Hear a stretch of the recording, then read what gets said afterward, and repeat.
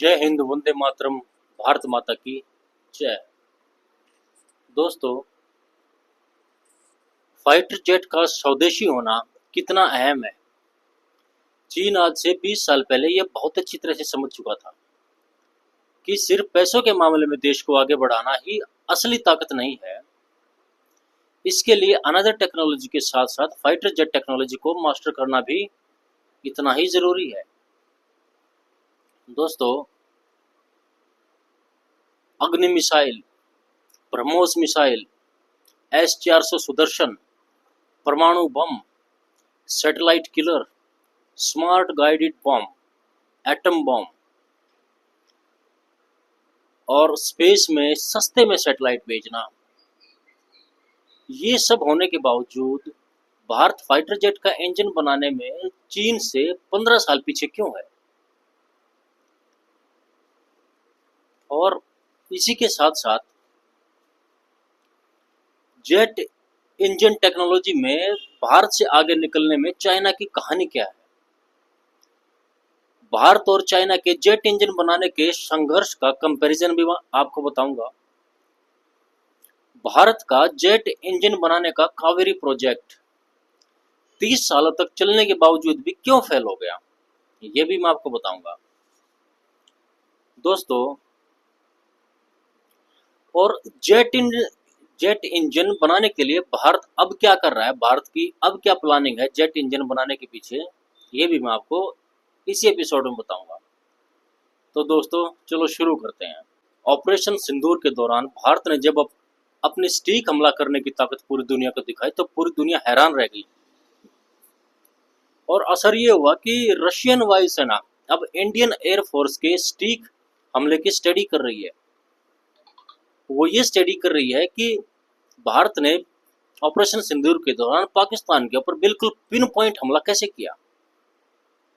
दोस्तों, भारत ने पिछले कुछ दशकों में एटम बम, ब्रह्मोस मिसाइल से लेकर स्मार्ट गाइडेड बम, सैटेलाइट किलर, अग्नि मिसाइल, परमाणु बम, परमाणु मिसाइल सिस्टम और रशिया के साथ मिलकर S-400 जैसी पता नहीं कितनी टेक्नोलॉजियां से इस तरीके से भारत को लैस किया है, जिससे दुनिया हैरान रह गई कि भारत ने देखो क्या कमाल कर दिया। लेकिन दोस्तों, जब बात लड़ाकू विमानों की आती है, लड़ाकू विमानों के इंजन की बात आती है, तो भारत अभी भी चाइना से कम भी 10 से लेकर 15 साल तक पीछे है।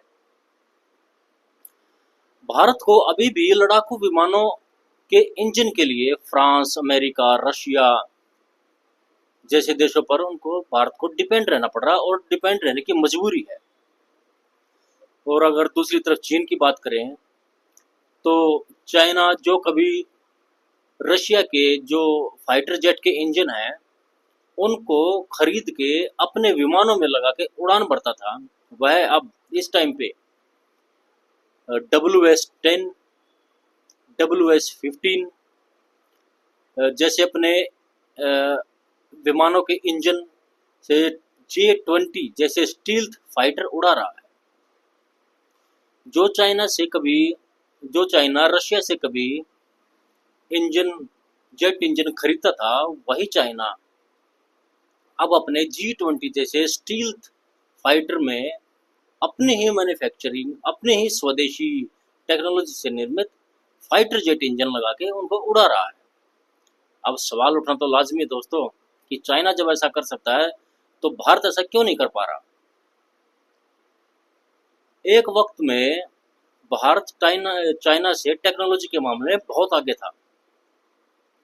असल में जब भारत मिसाइल बना रहा था, जब भारत मिसाइल की टेक्नोलॉजी के ऊपर काम कर रहा था, जब भारत मिसाइल की टेक्नोलॉजी के ऊपर अरबों डॉलर खर्च कर रहा था, उस टाइम पर चीन टरबाइन घुमा रहा था दोस्तों। अब टरबाइन घुमा रहा था, इसका क्या मतलब है, चलो समझते हैं। अभी दोस्तों, भारत ने साल 1986 में कावेरी इंजन बनाने के लिए प्रोजेक्ट लॉन्च किया, जिसका मकसद हल्के लड़ाकू विमान तेजस के लिए इंजन बनाना था। अब बहुत सारे लोग तो ये सोचते होंगे कि क्योंकि उनको अब जो हल्का विमान है तेजस, उसका अब कुछ सालों में 2-4 सालों से उसका जिक्र आना शुरू हुआ है, लेकिन ये प्रोजेक्ट बहुत सालों पुराना है दोस्तों। शुरुआत से ही ये प्रोजेक्ट टेक्निकल दिक्कतों से जूझ रहा था। भारत के पास हाई टेम्परेचर एलॉय नहीं थे, ब्लेड में सिंगल क्रिस्टल टेक्नोलॉजी नहीं थी। हाई टेम्परेचर एलॉय का मतलब है कि जो जेट इंजन में जो पंखा जैसा घूमता है, आगे आगे दिखाई देता है ना, पंखे के जैसा घूमने वाला, वही होता है एलॉय। उसमें टेम्परेचर तकरीबन 1600 डिग्री जब टेम्परेचर पहुंच जाता है तो वो एलॉय इतने मजबूत नहीं थे कि वो उस टेम्परेचर को झेल सके। उस टेम्परेचर से वो हल्के नरम होके मुड़ जा रहे थे। ये बहुत बड़ी प्रॉब्लम थी। ब्लेड में सिंगल क्रिस्टल टेक्नोलॉजी नहीं थी और टरबाइन का कूलिंग सिस्टम भी दोस्तों बार बार काम करना छोड़ रहा था। करीब 30 सालों तक कड़ी मेहनत करने के बाद और 2500 करोड़ रुपए खर्च करने के बाद भी कावेरी इंजन इतनी क्षमता हासिल नहीं कर पाया कि वो तेजस जैसे लड़ाकू विमान को उड़ा सके। दोस्तों, स्टडी करने पर पता चलता है कि दिक्कतें टेक्नोलॉजी को लेकर तो थी, साथ ही साथ ये फैसला रणनीतिक और राजनीतिक भी था। भारत ने मिसाइल टेक्नोलॉजी में भारी भरकम निवेश किया, ये क्योंकि वहां पर software heavy plus modular hardware system था मिसाइल टेक्नोलॉजी में। दोस्तों, लड़ाकू विमानों का इंजन बनाना इतना आसान नहीं है, क्योंकि लड़ाकू विमानों का इंजन बनाना टेक्नोलॉजी की दुनिया में ये समझो पीक पर है, सबसे ऊंचे दर्जे का। मतलब लड़ाकू विमानों का इंजन बनाना एक किस्म से फर्स्ट लेवल मान के चलो आप टेक्नोलॉजी में। रॉकेट आप सोच रहे हो कि भी जेट इंजन बनाना अगर इतना ही मुश्किल है तो भारत ने सैटेलाइट अपने रॉकेट में जोड़कर वो आसमान तक इतनी दूर तक कैसे पहुंचा दिए। दोस्तों, रॉकेट सिर्फ एक बार उड़ता है, लेकिन लड़ाकू विमानों की बात अलग है। लड़ाकू विमानों को बार बार टेक ऑफ करना पड़ता है, बार बार लैंड करना पड़ता है। रॉकेट एक बार उड़ा, छोड़ा, बात खत्म। ये सिस्टम है। दोस्तों, लड़ाकू विमान का इंजन बनाना कितना मुश्किल है, मैं आपको थोड़ा सा अभी बताता हूँ। ज़्यादा डिटेल में तो नहीं जाऊँगा, लेकिन थोड़ा मोटा मोटा करके बता देता हूँ। तकरीबन 1600 डिग्री सेल्सियस से ज़्यादा तापमान सहने की क्षमता होनी चाहिए। 1600 डिग्री सेल्सियस से ज़्यादा तापमान सहने की क्षमता जेट इंजन में होनी चाहिए। हाई टेम्परेचर अलॉय और कूलिंग टेक्नोलॉजी की जरूरत होती है। अल्ट्रा हाई स्पीड पर रोटेशन हर मिनट में 20,000 से ज्यादा रोटेशन होता है इसमें। निकेल बेस्ड सुपर अलॉय जो पंखा जैसा घूमता है। सिंगल क्रिस्टल ब्लेड होने चाहिए जो कि काफी महंगे होते हैं। माइक्रो टॉलरेंस और प्रिसीजन, थोड़ी सी भी गलती से पूरा इंजन फेल हो सकता है दोस्तों। सुपरसोनिक स्पीड की जरूरत होती है। थ्रस्ट फ्यूल एफिशिएंसी बैलेंस करना बहुत ही मुश्किल होता है इस इंजन में। और अब इसके R&D में यानी कि रिसर्च एंड डेवलपमेंट में अरबों डॉलर के फंड की जरूरत होती है। और टेस्टिंग प्रक्रिया, जो इसका टेस्टिंग का प्रोसेस है, वो भी काफी जटिल होता है। अपने भारत में तो इसकी टेस्टिंग का कोई इंफ्रास्ट्रक्चर ही मौजूद नहीं है। टेस्टिंग के लिए भी रशिया जैसी कंट्री में जाना पड़ता है। अब अमेरिका, रूस, फ्रांस, ब्रिटेन और चीन, इन लोगों के पास जेट इंजन बनाने की जो 5th जनरेशन है या 5th जनरेशन अगली जनरेशन तक की टेक्नोलॉजी इन्होंने इजाद कर ली है। दोस्तों, कावेरी प्रोजेक्ट लगभग 30 सालों से चलता रहा, 30 सालों तक चलता रहा। लेकिन चौथी पीढ़ी के लड़ाकू विमान के लिए जरूरी जो 80 किलो का न्यूटन थ्रस्ट होता है, यानी कि उसके टेक ऑफ के लिए 80 किलो के न्यूटन थ्रस्ट जनरेट करने में नाकाम रहा। कावेरी मैक्सिमम 73 किलो न्यूटन का थ्रस्ट ही जनरेट कर पा रहा था। यानी भारत ने इंजन डेवलप करने की जटिलता को अंडर एस्टिमेट किया। भारत ने सोचा कि भाई जेट इंजन ही तो है, हम लोगों ने तो रॉकेट बना के और पता नहीं क्या क्या बम, परमाणु बम, एटम बम और क्या क्या ये सिस्टम बना डाला, जेट इंजन तो बना लेंगे। यानी कि इस टेक्नोलॉजी को भारत ने अंडर एस्टिमेट किया, जबकि भारत ने जो स्पेस टेक्नोलॉजी है या फिर जो रॉकेट टेक्नोलॉजी है उसमें मास्टरी कर ली, लेकिन जेट इंजन में मास्टरी भारत नहीं कर पाया। इसके अलावा हाई थ्रस्ट इंजनों के लिए वर्ल्ड क्लास टेस्टिंग फैसिलिटी भी होना जरूरी है, जो कि भारत में नहीं है। भारत में ऐसी सुविधाएं पहले नहीं थी, आज भी इतनी ज्यादा नहीं है उस लेवल की, जिससे इंजन को अलग अलग वातावरण में, इंजन को अलग अलग वातावरण में जाके टेस्ट किया जा सके। भारत में आज भी इस तरह की कोई फैसिलिटी नहीं है दोस्तों। भारत ने कावेरी इंजन को टेस्ट के लिए रूस भेजा हुआ, मतलब भारत को जब भी कोई इंजन टेस्ट करना होता है वो रशिया ही भेजता है। इसके अलावा कावेरी के लिए कंपोनेंट खरीदने में भी भारत को बड़ी चुनौतियों का सामना करना पड़ता है। अनदर कंट्रियों से कंपोनेंट खरीदने पड़ते हैं, जो कि ऑर्डर बड़े छोटे छोटे होते हैं और सीमित मात्रा में ऑर्डर होते हैं, जो बहुत महंगे मिलते हैं, क्योंकि ऑर्डर छोटे होंगे, सीमित मात्रा में होंगे, तो कंपोनेंट महंगे मिलेंगे और वहाँ से यहाँ तक आने में भी लेट हो जाते हैं। डिलीवरी भी लेट होती है, ये भी एक बड़ी प्रॉब्लम है, जिससे इन सब प्रॉब्लम की वजह से प्रोजेक्ट ये बार बार टलता रहा और जो इंजन बनाने की जो लागत है या फिर जो R&D की लागत है वो आगे बढ़ती रही और भारत अपना खुद का स्वदेशी जेट इंजन बनाने में नाकाम रहा, जो कि बहुत ही ज़रूरी है आज के वॉरफेयर जैसे माहौल। दोस्तों, भारत अब जेट इंजन की टेक्नोलॉजी में मास्टरी करने के लिए अब क्या कर रहा है, अब क्या प्रोजेक्ट है और उसके लिए भारत को किस किस बंदोबस्त को करना पड़ रहा है, ये सब चीज़ें मैं आपको भी बताऊंगा। लेकिन आप सोच रहे हो कि मैंने चाइना के बारे में तो आपको कुछ बताया ही नहीं कि चाइना ने अपनी जेट टेक्नोलॉजी में इतनी मास्टरी कैसे हासिल की। दोस्तों, जब मैं आपको ये बता चुका हूँ कि भारत अब क्या कर रहा है जेट टेक्नोलॉजी में, उसके बाद फिर मैं आपको चाइना के बारे में बताऊंगा कि भी चाइना ने चोरियां भी की हैं, चाइना ने साइबर अटैक भी किए जेट टेक्नोलॉजी को हासिल करने के लिए, रिवर्स इंजीनियरिंग भी की है, मतलब बहुत पापड़ बेले चाइना ने, तब जाके चाइना ने जेट इंजन बनाने में मास्टरी की है। दोस्तों, आज के बदलते जो पॉलिटिक्स हालातों में जो स्वदेशी कार्यक्रमों की जरूरत को दुनिया के सामने ला दिया है। आज की तारीख में आप किसी भी देश के ऊपर डिपेंड नहीं रह सकते, किसी भी मामले में, चाहे वो जेट टेक्नोलॉजी हो, चाहे वो मिसाइल टेक्नोलॉजी हो।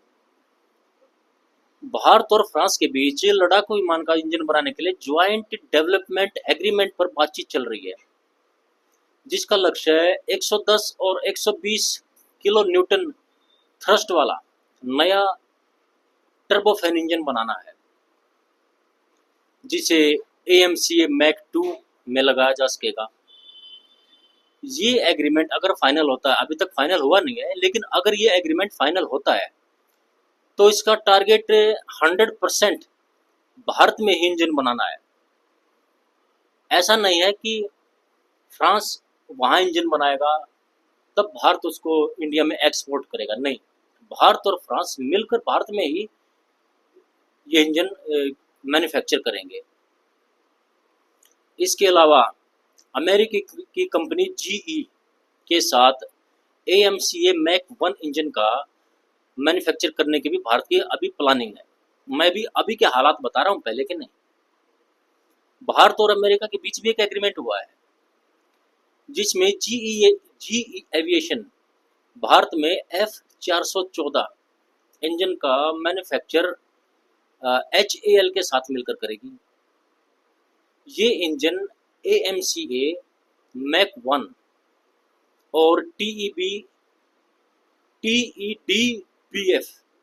यानी कि जो नौसेना के फाइटर प्रोजेक्ट है उसको ये काफ़ी हद तक बढ़ा देगा। भारत को इसमें लगभग 60 से 70% तक, 60 से 80% तक टेक्नोलॉजी ट्रांसफ़र करने की पॉसिबिलिटी है। यानी कि भारत अमेरिका या फिर भारत जो अमेरिका के साथ इस तरीके की जो अभी डील करने जा रहा है, जो मैंने आपको बताई। हालांकि अमेरिका का पॉसिबिलिटी ये ज़्यादा ही है कि अमेरिका अपनी टेक्नोलॉजी इस तरह की कभी किसी देश के साथ ट्रांसफ़र या शेयर नहीं करता। लेकिन हो सकता है आगे आने वाले दिनों में भारत की कुछ रणनीति काम कर जाए कि अमेरिका 60 से लेकर 70% तक की टेक्नोलॉजी भारत को, जेट इंजन बनाने की जो टेक्नोलॉजी है वो भारत को ट्रांसफ़र कर दे। दोस्तों, डीआरडीओ ने साल 2030 तक अपना खुद का पहला स्वदेशी फाइटर जेट इंजन तैयार करने का टारगेट रखा हुआ है। अब ये टारगेट कितना 2030 तक हासिल हो पाएगा या नहीं हो पाएगा, लेकिन टारगेट तो रखा है। अब टारगेट रखा तो हासिल भी हो जाएगा, लेकिन इसके लिए विल पावर की ज़्यादा ज़रूरत है। लेकिन आज की जो मौजूदा गवर्नमेंट है वो इस मामले में काफ़ी हद तक डीआरडीओ का सपोर्ट कर रही है और फंड की भी कोई परेशानी नहीं होने देती। तो दोस्तों,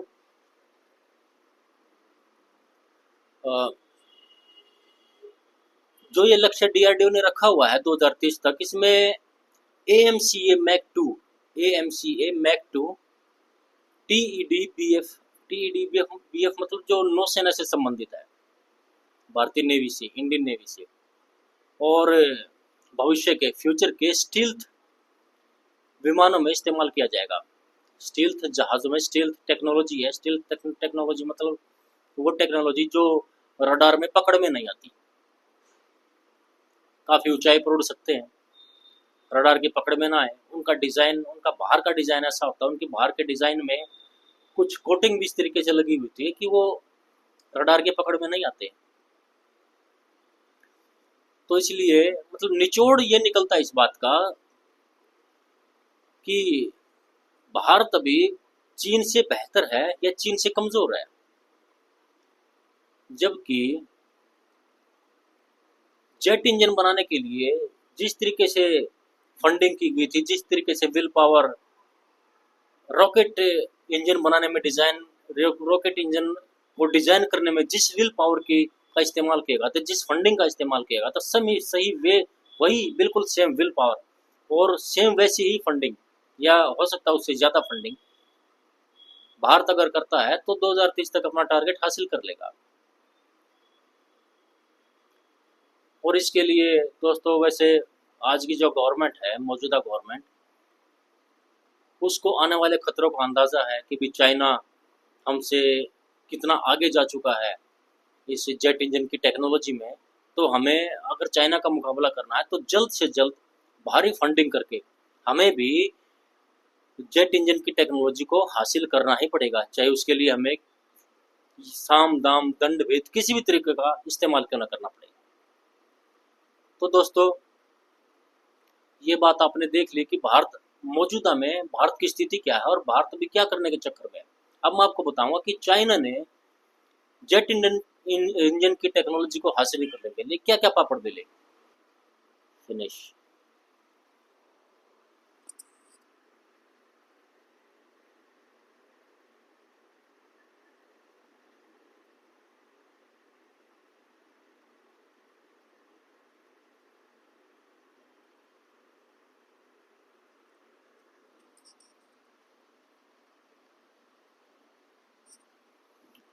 स्टार्ट। दोस्तों, सबसे पहले तो जो फाइटर जेट हैं उनमें engine banana engine of geopolitics का काम होता है। जिन देशों ने इंजन बना लिया है वो अपनी टेक्नोलॉजी कभी भी अनदर देशों के साथ ट्रांसफर नहीं करते और ना ही करना चाहते। चीन ने भी Russia, Ukraine, France, America, UK, इन सब के दरवाजे खटखटाए कि भाई हमें अपनी जेट इंजन की टेक्नोलॉजी दे दो ताकि हम भी अपने पैरों पर खड़े हो सके। लेकिन सब ने मना कर दिया। कौन देता है? और चाइना जैसी कंट्री को तो कोई अपनी टेक्नोलॉजी वैसे भी नहीं देगा, क्योंकि उनको पता है कि ये आगे आने वाले टाइम में ये हमारा ही सिर दर्द बनेगा टेक्नोलॉजी अगर इसको दे दी तो। लेकिन इन सब के दरवाजे खटखटाने के बाद भी चाइना को कुछ हासिल नहीं हुआ। चाइना ने अपने प्रोजेक्ट लॉन्च किए जेट इंजन बनाने के लिए, बेहिसाब करोड़ डॉलर खर्च किए, झोंकता रहा और तब जाकर उसको चौथी पीढ़ी के लड़ाकू विमानों का इंजन उससे तैयार हुआ। हालांकि पांचवी पीढ़ी के जो फाइटर जेट हैं उनका इंजन बनाने में वो आज भी पूरी तरह से कामयाब नहीं हुआ है। कहने को तो बोलता कि हम 5.5 फाइटर जेट के इंजन बना चुके हैं, 5.5 पीढ़ी के जेट इंजन हम बना चुके हैं और 6.0 के बनाने की हम तैयारी कर रहे हैं। लेकिन सही हालत तो ये है चाइना की कि चाइना ने अभी तक अच्छे से 5.0 लेवल की भी फाइटर जेट के इंजन बनाने में कामयाबी हासिल नहीं हुई है, वो सक्सेस नहीं हुए। हालांकि वो मीडिया में सब प्रचारित करते रहते हैं ताकि मीडिया में उनकी रेपुटेशन हाई हो, वर्ल्ड के ऊपर प्रेशर बना रहे, खासकर अमेरिका के ऊपर उसका प्रेशर बना रहे। साल 1950 और 60 में के दशक में साल 1950 और 60 के दशक में चीन ने उस समय की जो यूएसएसआर थी उससे मिग 15 और मिग 17 फाइटर जेट खरीदे, जिसमें क्लिमोव नाम का RD-45 इंजन लगा हुआ था। बाद में इन फाइटर जेट में रशिया ने RD-9B इंजन लगा दिया। पहले वाला जो इंजन था उसको हटा के RD-9B इंजन लगा दिया। चीन तो कॉपी करने में मास्टर है ही, आपको पता हर चीज की कॉपी करता है चीन ने इस इंजन की जो रशिया ने बना था इसकी तुरंत कॉपी कर ली। दोस्तों, झट से कॉपी करने के बाद रशिया के उन फाइटर जेट्स के इंजन की झट से कॉपी करने के बाद और उस कॉपी का चाइना ने नाम रखा WP5 WP6। लेकिन चाइना के लिए उस टाइम पर सन 1950 और 60 के बीच की बात बता रहा हूँ, उस टाइम पर भी असली टर्बोफैन इंजन बनाना तकरीबन नामुमकिन के जैसा ही था। दोस्तों, अब बात है सन 1980 और सन 1990 के बीच में। उस समय के जियोपॉलिटिक्स हालात तेजी से चेंज हो रहे थे और जो उस टाइम का यूएसएसआर है उसने चाइना से हाथ मिलाया, चाइना से की तरफ अपनी नजरें थोड़ी सी नरम की, चाइना से दोस्ती की। चाइना ने अपना सबसे पहला मल्टी रोल फाइटर चैंगडू J-10 नाम का उसने प्रोजेक्ट शुरू किया। हालांकि उस टाइम पर भी चाइना के पास कोई भरोसेमंद इंजन नहीं था और एटलीस्ट चाइना ने रशिया से AL-31FN नाम का एक इंजन लेना पड़ा, जो कि रशियन फाइटर जेट Su-17 का इंजन था। लेकिन ये इंजन भी जितनी उसकी कैपेबिलिटी बताई जा रही थी उस तरीके से वो काम कर नहीं पा रहा था और उसके ऊपर ट्रस्ट भी चाइना का बहुत कम था। और उस टाइम का जो यूएसएसआर है वो अपनी टेक्नोलॉजी को ट्रांसफर भी नहीं कर रहा था चाइना को, जिसके बाद चाइना ने फिर से रिवर्स इंजीनियरिंग की। रिवर्स इंजीनियरिंग और कॉपी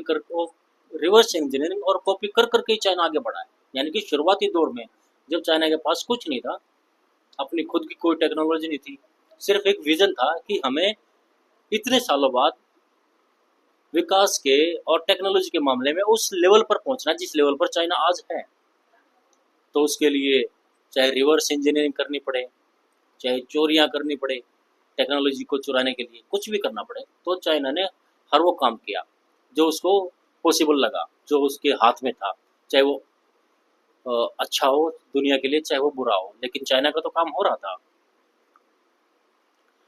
और जब रिवर्स इंजीनियरिंग कर ली चाइना ने, तो उस टाइम पे WS-10 नाम से चाइना ने इंजन बना लिया। लेकिन ये इंजन भी दोस्तों 15 सालों तक भी कामयाब नहीं हुआ। यानी कि कॉपी में भी उसको कुछ ना कुछ कमियां आ रही थी, यानी कॉपी भी वो ढंग से नहीं कर पा रहा था उस टाइम पे। और कॉपी करने और रिवर्स इंजीनियरिंग करने के बाद भी चीन अपना खुद का स्वदेशी इंजन बनाने में हार गया और नहीं बना पाया। WS-10 इंजन में हाई टेम्परेचर के दौरान बार बार नाकाम हो रहा था, इंजन बार बार फेल हो रहा था क्योंकि ज़्यादा टेम्परेचर 1600 डिग्री तक पहुंच रहा था उसका टेम्परेचर, और 1600 डिग्री तक पहुंचने के बाद इंजन फेल। कूलिंग करने में, कूलिंग वाली जो टेक्नोलॉजी वो चाइना यूज कर ही नहीं पा रहा था, उसके पास थी नहीं। और लंबी उड़ान यानी कि लंबी जो जर्नी है उसके दौरान ब्लेड फेल हो जाते हैं उसके, मतलब उसके फेलियर में की बातें बता रहा हूँ कि उस हाई टेम्परेचर ब्लेड का फेल होना, अगर वो लंबी दूरी तय करता है फाइटर जेट चाइना का बनाया हुआ, लंबी दूरी के दौरान हाई टेम्परेचर की प्रॉब्लम, ब्लेड फेलियर की प्रॉब्लम, थ्रस्ट जनरेट करने में बार बार उसका फेल हो जाना। हालांकि फिर भी इस इंजन ने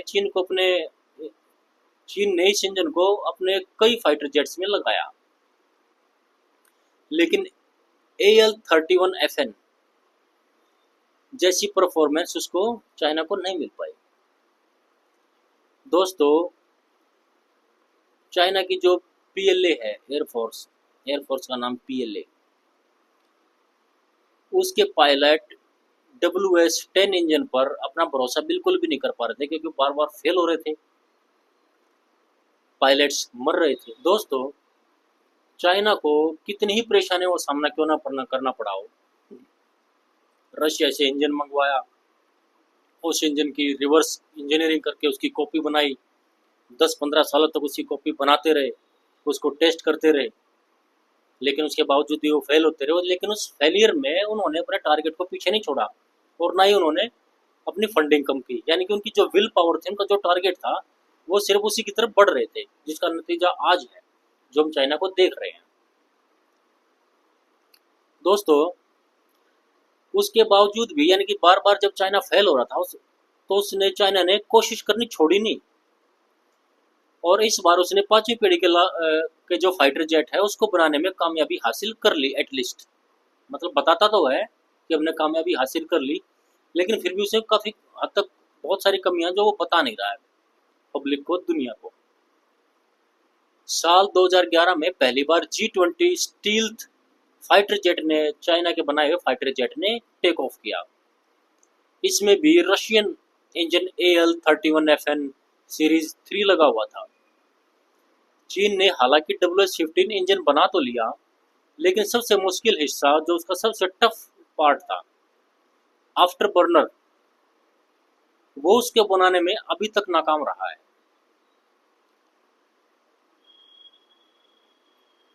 मतलब अभी तक नाकाम नहीं रहा है, वो उस टाइम पे नाकाम था। ये 2011 की बात बता रहा हूँ, उस टाइम पे नाकाम था।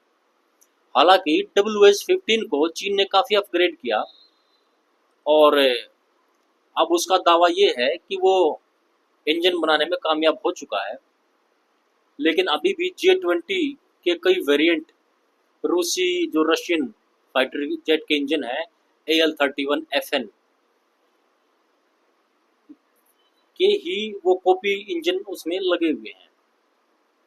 दोस्तों, इन सब बातों से आपको ये पता लग रहा होगा कि चाइना ने किस हद तक कोशिश की है। दोस्तों, चाइना ने अपना जेट इंजन बनाने में जिन जिन मुश्किलों का सामना किया और फिर लास्ट में वो अभी तक कामयाब हुआ है, यानी कि उसने अपनी मास्टरी, उसका ब्लूप्रिंट तैयार हो चुका, जेट इंजन बनाने की टेक्नोलॉजी उसके पास है, चाहे वो चोरी चकारी करके ही क्यों ना आई हो, कॉपी करके ही क्यों ना आई हो, लेकिन उसने कोशिश तो की और काफ़ी हद तक बहुत ज़्यादा फंडिंग उसने की, बहुत ज़्यादा R&D के ऊपर उसने काम किया।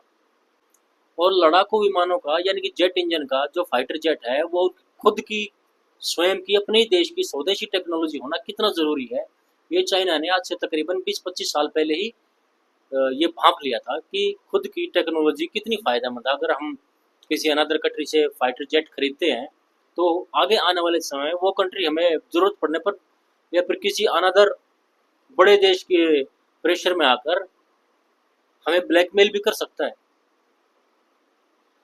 तो दोस्तों,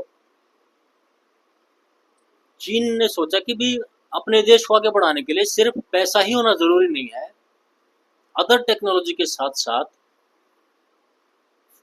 फाइटर जेट के इंजन की टेक्नोलॉजी होना भी बहुत ज़रूरी है, ताकि इस मामले में हम किसी के ऊपर डिपेंड ना रह सकें और ना ही कोई अनदर देश हमें ब्लैकमेल कर सके ज़रूरत पड़ने पे। दोस्तों WS10 इंजन जब पहली बार जब WS10 इंजन J11B यानी कि SU27 की जो चीनी कॉपी है उसमें लगा तो बार बार फेल हो रहा था। टरबाइन ओवरहीट हो रही थी, ब्लेड टूट रहे थे, इंजन इंजन स्टॉल जैसी समस्याएं पैदा हो रही थी। लेकिन चीनी इंजीनियरों ने WS10 को लगातार 10 साल दिए उसको बेहतर करने में दोस्तों। और आज यह इंजन चाइना के लड़ाकू विमानों में जो फाइटर जेट है उनमें बहुत सक्सेसफुली काम कर रहा है। लगभग एक अनुमान के तौर पे चीन ने फाइटर जेट में का इंजन बनाने में लगभग 25 से लेकर 30 अरब डॉलर तक खर्च किए हैं। ये एक अनुमान है, ये कोई ऑफिशियल स्टेटमेंट नहीं है चाइना की तरफ से दिया हुआ, क्योंकि चाइना कभी भी इस तरह का अपना खर्चे का ऑफिशियली R&D के ऊपर जो खर्चा होता है उस खर्चे का ऑफिशियली स्टेटमेंट अनाउंस नहीं करता है, ये उसकी अपनी पॉलिसी है। और अब भारत की बात करते हैं। भारत में कावेरी इंजन फेल होने के बाद DRDO ने GTRE एक ऑर्गेनाइजेशन है, उसको अकेले ही इस प्रोजेक्ट पर लगी रही। DRDO के बाद GTRE नाम की जो ऑर्गेनाइजेशन है वो इस प्रोजेक्ट पर लगी हुई थी। प्राइवेट प्लेयर्स को इसमें शामिल नहीं किया गया, जैसे कि अडानी, अंबानी, टाटा, बिरला, इन सब को इसमें प्रोजेक्ट में शामिल नहीं किया गया। उस टाइम की गवर्नमेंट ने जरूरी नहीं समझा होगा, तो इसलिए बड़े उद्योगपतियों को इस प्रोजेक्ट में शामिल नहीं किया और इसको कोई बड़ी इंडस्ट्री बनाने की भी कोशिश नहीं की गई। और ना ही ये सोचा, ना ही उनका विजन था कि हम प्राइवेट प्लेयर्स को इस इंडस्ट्री में लेके आएँ और अगर हम ये चीज़ बनाने में कामयाब हो जाते हैं तो हम अनदर देशों को ये चीज़ें सप्लाई दे सकते हैं और उससे अर्निंग कमा सकते हैं, पैसा कमा सकते हैं। जो कंडीशन आज है कि हम फाइटर जेट कभी रशिया से खरीदते हैं, कभी फ्रांस से खरीदते हैं और बहुत ज़्यादा महंगे दामों में खरीदते हैं, बीच में उसकी दलाली भी चली जाती है, तो बहुत नुकसान झेलना पड़ रहा है देश को। अगर अपना फाइटर जेट ना हो और अपने आर्मी से रिलेटेड या फिर अपने वॉरफेयर से रिलेटेड जो भी इक्विपमेंट्स बाहर अनदर कंट्री से खरीदने पड़ते हैं वो बहुत महंगे इसलिए हो जाते हैं क्योंकि उसमें कट निकलता है, बिचौलिए का कट निकलता है। तो दोस्तों, जबकि चीन ने लगभग 2000 से ज़्यादा इंजीनियरों को सिर्फ टरबाइन ब्लेड बनाने की ट्रेनिंग दी। देखो चाइना में और भारत में कितना फर्क है। चाइना ने लगभग अपने 2000 इंजीनियरों को टरबाइन के सिर्फ ब्लेड बनाने की ट्रेनिंग दी है। चाइना ने सिर्फ रिवर्स इंजीनियरिंग ही नहीं की, बल्कि चाइना ने जासूसी के थ्रू, साइबर चोरी के थ्रू ब्लूप्रिंट अनदर देशों से चुराने की कोशिश की ताकि वो वही चीजें अपने देश में लाकर उसको बना सके। साल 2019 में अमेरिका में FBI ने जेट इंजन का ब्लूप्रिंट भेजने के आरोप में एक चाइनी इंजीनियर को अरेस्ट किया था। अब आप इसे समझ सकते हो कि जब FBI ने चाइनी इंजीनियर को ब्लूप्रिंट चुराते हुए गिरफ्तार किया तो वो अपनी मर्जी से तो चुरा नहीं रहा होगा, उसको चाइना ने भेजा होगा स्पेशली कि भी जाओ और हमारे लिए ये ब्लूप्रिंट चुरा के लाओ ताकि हम इस ब्लूप्रिंट की मदद से अपना एक जेट इंजन को सुधार सके, या फिर इस ब्लूप्रिंट का सेम टू सेम कॉपी या फिर थोड़ा बहुत इधर उधर डिजाइन में फर्क करके, ताकि कोई हमारे ऊपर ब्लेम ना कर सके कि ये तो चुराया हुआ है, हम उस जेट इंजन को बना सके। देखो चाइना किस किस तरीके के वॉरफेयर के मामले में आगे रहने के लिए या फिर अपने आप को आगे बढ़ाने के लिए हर तरीके का इस्तेमाल कर रहा है। इसके अलावा चीन ने यूक्रेन की मोटर शिच कंपनी को खरीदने की कोशिश की ताकि पुराने जो सोवियत संघ की जो टेक्नोलॉजी का फायदा उठाया जा सके।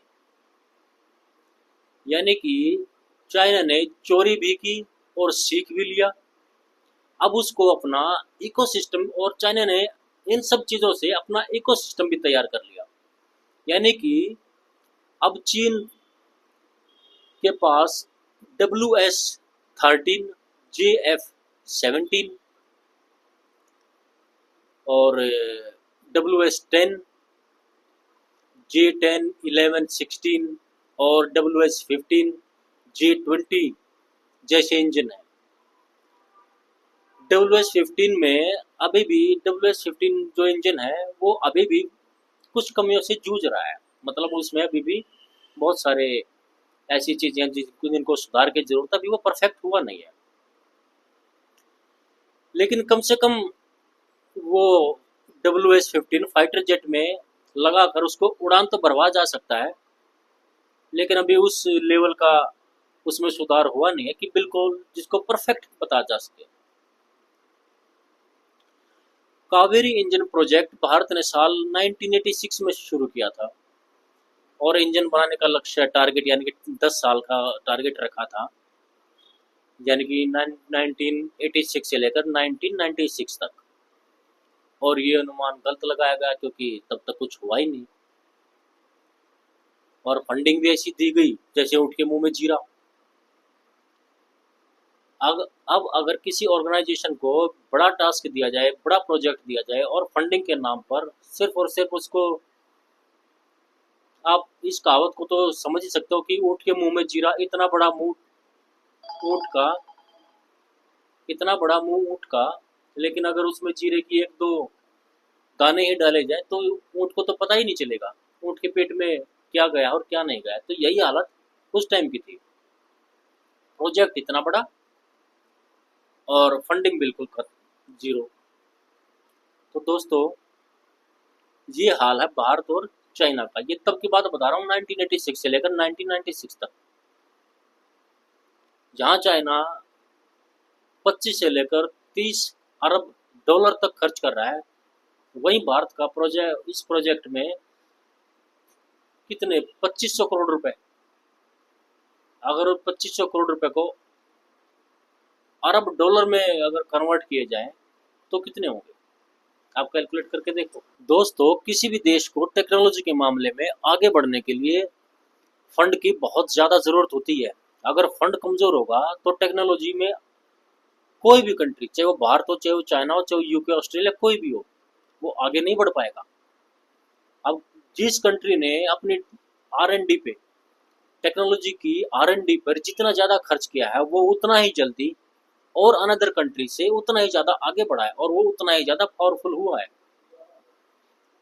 अब पहले की सरकारें क्या सोचती थी, हम तो सिर्फ अंदाज़ा ही लगा सकते हैं कि अगर हम अनदर कंट्री से कुछ कुछ चीज़ें खरीदते हैं जो कि वॉरफेयर के इक्विपमेंट हैं, चाहे वो हेलीकॉप्टर हो, चाहे वो फाइटर जेट हो, चाहे वो पनडुब्बियाँ ही क्यों ना हो, इस तरीके की अगर भारी भरकम चीज़ें अगर बाहरी देश से खरीदते हैं तो उसमें बहुत सारा पैसा हमें बिचौलियों को देना पड़ता है, बहुत सारी मनी निकल जाती है ऐसे ही।